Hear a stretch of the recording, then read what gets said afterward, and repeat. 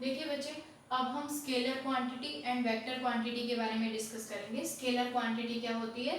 Scalar quantity वो physical quantity होती है that can be defined using magnitude only. अब मैग्नीट्यूड का मतलब सिर्फ quantitative, that is numerical value को ही यूज करके डिफाइन की जा सकती है, उसको हम बोलते हैं स्केलर क्वांटिटी। अब स्केलर क्वांटिटी के अंदर कौन कौन सी टर्म्स आती हैं? For example distance. अब आपको पता है डिस्टेंस क्या होता है? डिस्टेंस का मतलब होता है कि किसी भी पर्सन ने एक्चुअली कितना पाथ कवर किया है, उसको बोलते हैं हम डिस्टेंस। डिस्टेंस के बारे में भी अभी हम डिस्कस करेंगे। स्पीड क्या होता है? डिस्टेंस अपॉन में टाइम। ठीक है, तो डिस्टेंस अपॉन में टाइम भी न्यूमेरिकल वैल्यू दे। अब ये तो नहीं बोलेंगे कि उस पर्सन ने, किसी भी पर्सन ने इस पर्टिकुलर डायरेक्शन में इतना डिस्टेंस कवर। डिस्टेंस के साथ कभी भी डायरेक्शन नहीं आता है स्टूडेंट्स। डिस्टेंस हम सिर्फ और सिर्फ एक्चुअली कितना पाथ कवर किया गया उसी के बारे में डिस्कस करते हैं डिस्टेंस के लिए। स्पीड इज डिस्टेंस अपॉन में टाइम। तो जो स्पीड है ये भी हमारी एक स्केलर क्वांटिटी है। मास कितना अमाउंट ऑफ मैटर है किसी भी पर्टिकुलर ऑब्जेक्ट के अंदर, उसको हम बोल देते हैं मास।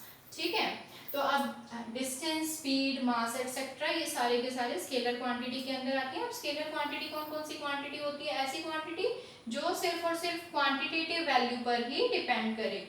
ठीक है, अब देखिए वेक्टर क्वांटिटी के बारे में हम डिस्कस करते हैं। वेक्टर क्वांटिटी क्या होती है?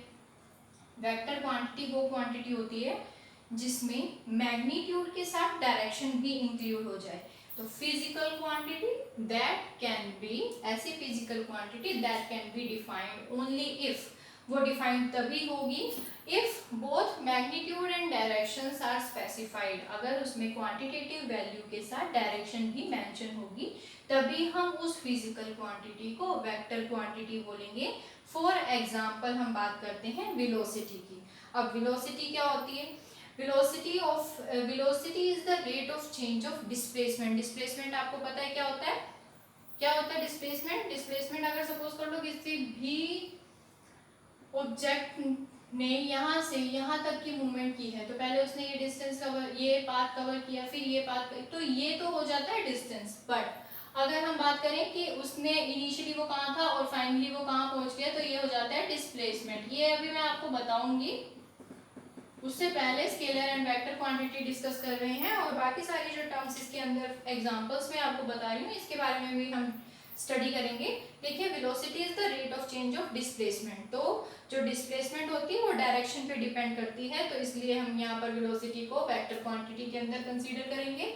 एक्सेलरेशन, अब वेलोसिटी अगर वेक्टर क्वांटिटी है तो वेलोसिटी का rate of change of with respect to time is acceleration. Rate of change of velocity with change of time is acceleration. तो acceleration is again a vector quantity. Next one is force. Force क्या होता है? Mass into acceleration. अगर acceleration vector quantity है तो obvious है कि जो फोर्स है वो भी एक वेक्टर क्वांटिटी। और फोर्स के बारे में तो आपको वैसे भी बता सकते हैं कि फोर्स क्या होता है। अगर हम किसी भी ऑब्जेक्ट पे फोर्स अप्लाई कर रहे हैं तो वो अपनी डायरेक्शन चेंज कर लेता है। सपोज करो ये मैंने मार्कर रखा हुआ है, अगर मैं ये यहाँ रख रही हूँ, इसके ऊपर फोर्स अप्लाई करूंगी तो अपनी पोजीशन को चेंज कर देगा। तो हम बोल देते हैं कि जो फोर्स होता है एक वेक्टर क्वांटिटी, क्योंकि डायरेक्शनल होता है ये। ठीक है, उसके बाद बात करते हैं टॉर्क की। टॉर्क क्या होता है बच्चे? Twisting force that cause to change rotation. किसी भी ऑब्जेक्ट के रोटेशन का जो मेन रीजन होता है वो होता है टॉर्क। ये भी एक तरीके का फोर्स होता है, बट ये किस टाइप का फोर्स होता है? जो किसी भी ऑब्जेक्ट को रोटेट कर देता है। आई होप आपको ये क्लियर हो गया होगा स्टूडेंट्स। देखिए बच्चे, अब हम बात करेंगे डिस्टेंस के बारे में। डिस्टेंस क्या होता है? Length of actual path covered by the object in the given time is known as distance. It is a scalar quantity, क्योंकि इसमें हम सिर्फ और सिर्फ क्वांटिटेटिव वैल्यू के बारे में ही बात करते हैं। मेजरमेंट कैसे होती है डिस्टेंस की? It can be measure in kilometre, metre, miles, inches, centimetre etcetera. But इसकी जो स्टैंडर्ड यूनिट होती है बच्चे वो क्या होती है? मीटर। और अगर हम सेंटीमीटर, ग्राम, सेकंड सिस्टम में इसकी यूनिट की बात करें तो वो क्या होती है? सेंटीमीटर। ठीक है, अब देखिए डिस्प्लेसमेंट, ये एक दूसरे के साथ किस तरीके से रिलेटिव माने जाते हैं वो मैं आपको बाय डायग्राम बताऊंगी। अभी आप इसकी डेफिनेशन देख लीजिए। डिस्प्लेसमेंट क्या होती है? It is the shortest distance, जो शॉर्टेस्ट पॉसिबल डिस्टेंस होता है बिटवीन द टू पोजीशंस। अब वो पोजीशंस कौन कौन सी होती हैं बच्चे? From initial position to final position of the body, मतलब इनिशियली स्टार्टिंग में वो कोई भी बॉडी कहाँ पर थी और फाइनली वो कहाँ तक अप्रोच कर गई है उसके बारे में बताता है कौन, displacement. It is a vector quantity, क्योंकि यहाँ पर डायरेक्शन मैटर करती है, तो यहाँ पर हम डिस्प्लेसमेंट को एक वेक्टर क्वांटिटी कंसीडर करते हैं। वैसे भी मैंने आपको एग्जांपल्स में बताया था कि वेक्टर क्वांटिटी में डिस्प्लेसमेंट आता है। स्टैंडर्ड यूनिट क्या होती है, इंटरनेशनल सिस्टम यूनिट इसकी क्या है, मीटर, ठीक है। और अगर मैं सेंटीमीटर ग्राम सेकंड सिस्टम में इसकी बात करूं तो इसकी यूनिट क्या है, सेंटीमीटर। अब हम बात करते हैं कि जो हमारा डिस्टेंस होता है वो हम कैसे कवर अप करते हैं, किस तरीके से पता चलता है कि ये इसको हम डिस्टेंस बोलेंगे और इसको हम डिस्प्लेसमेंट बोलेंगे। देखिए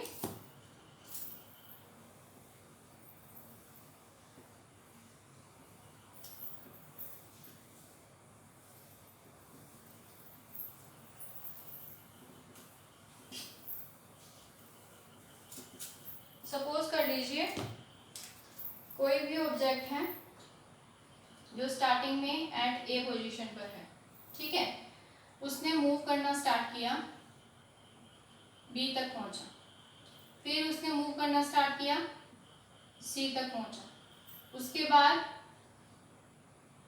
डी पोजीशन कवर की, उसके बाद ई पोजीशन पर आया और फाइनली एफ पोजीशन पर आके वो स्टॉप हो गया है ऑब्जेक्ट, ठीक है। तो अगर हम डिस्टेंस के बारे में पूछें किसी से कि यहाँ पर डिस्टेंस क्या है, तो डिस्टेंस क्या है, ये कर्व, जो ये कर्व क्रॉस कवर किया है उस ऑब्जेक्ट ने, वो हमें बताएगा कि डिस्टेंस क्या है, यानी कि एक्चुअल में कौन सा पाथ कवर किया गया है वो बताएगा हमें डिस्टेंस के बारे में। तो अगर मैं डिस्टेंस की बात करूं तो डिस्टेंस क्या होगा, यहाँ पर